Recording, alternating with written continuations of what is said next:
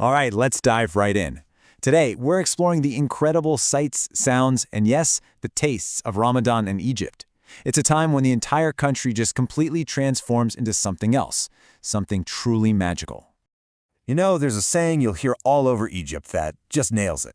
In Egypt, Ramadan has a different taste. And this isn't just about the food. It means the whole month feels different. It's this complete sensory experience, a social immersion, and that's exactly what we're going to get into.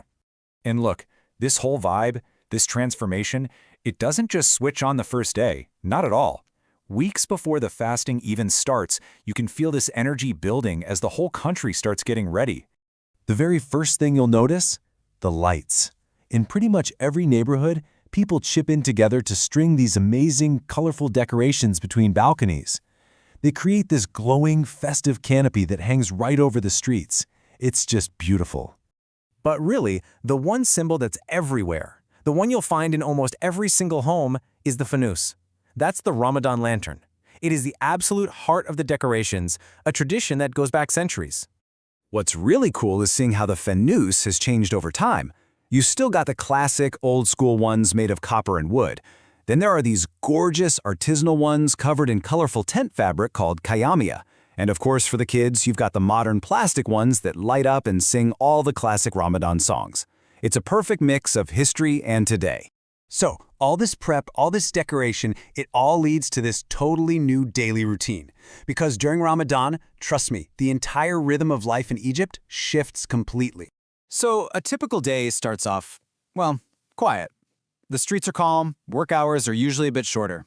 But by the afternoon, things start to change. The air just fills with the most incredible smells of cooking as everyone prepares for Iftar, the sunset meal. Then, right before sunset, it's this mad dash, a citywide race to get home to family. And then bam! After Iftar, the city just erupts with life. People are everywhere, in the streets, cafes, mosques, all the way into the early morning. Okay, so with this crazy race to get home, you have to wonder, right? What happens if you don't make it? What if you're stuck in traffic when it's time to break your fast? And the answer is, well, it's just one of those things that really shows you what this month is all about. You'll see volunteers on the street handing out dates and water to people in their cars, to anyone walking by. It's this beautiful, spontaneous act of kindness to make sure that no one, not even a stranger stuck in traffic, misses that moment. And speaking of breaking the fast, that brings us right to the heart of the daily celebration, the food. During Ramadan, the Egyptian kitchen becomes the absolute star of the show. There are basically two main events. At sunset, you have Iftar, which is just a massive celebratory feast. We're talking things like mahashi, all kinds of vegetables stuffed with deliciousness, roasted duck, and rich soups. Then, way later, before dawn, you have suhoor. That meal is all about getting you through the next day. And its undisputed king is full madames, slow-cooked fava beans, usually with some yogurt to help you stay hydrated. And you can't talk about the food without talking about the drinks. I mean, they're a huge deal. An iftar table just isn't complete with this whole spread of special juices. You've got the sweet Kamal Den made from apricot, a creamy coconut drink called sobia, and super refreshing tamarind and hibiscus. Honestly, they're the perfect way to rehydrate. And then there's dessert. Two absolute titans dominate the scene here, qatayef and kunafa. Qatayef are kind of like these little pancakes that get stuffed with nuts or cream, folded, fried, and then soaked in syrup. Kunafa is made from this shredded pastry, layered with cheese or cream, baked till it's golden and crispy, and also drenched in sweet syrup. They're just ridiculously good. But you know, for all this incredible food, Ramadan is about something so much deeper. The nights are just filled with this amazing spirit of community, of charity, and of tradition.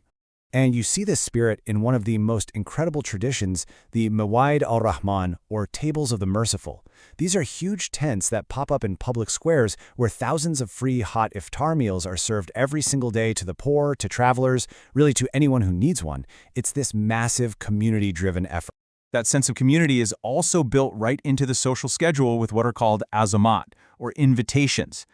That first week of Ramadan especially is all about these huge family gatherings, usually hosted by the grandparents or the oldest in the family. It's really about strengthening those family bonds.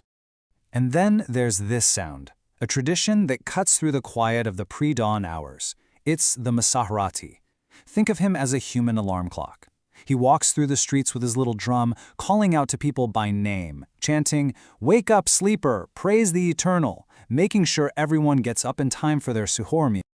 So, as the month starts to wrap up, especially in those last 10 days, you can feel the energy shift again. The focus turns almost completely to getting ready for the huge celebration that comes right after Ramadan, Eid al-Fitr. There are basically 3 major things that happen in this countdown. First, the amazing smell of baking is everywhere, as families make kak, these special Eid cookies. Second, every house gets a deep cleaning, so it's fresh for guests. And third, and this is a huge deal for the kids, is buying new clothes for Eid. That's a sacred ritual. And all of this just creates this amazing festive chaos. In the last few nights of Ramadan, the shops, clothing stores, bakeries, gift shops are just packed with people. They often stay open and are buzzing with energy right up until dawn. It's that final, joyful push before the big celebration. So, you see, in the end, Ramadan in Egypt is so much more than just a religious month. It's not just a block on the calendar. It's a spirit that truly takes over the streets and people's hearts. It's in the laughter of kids holding their lanterns, the taste of a meal shared with loved ones, and it's the feeling of a whole country moving together to one beautiful, timeless rhythm.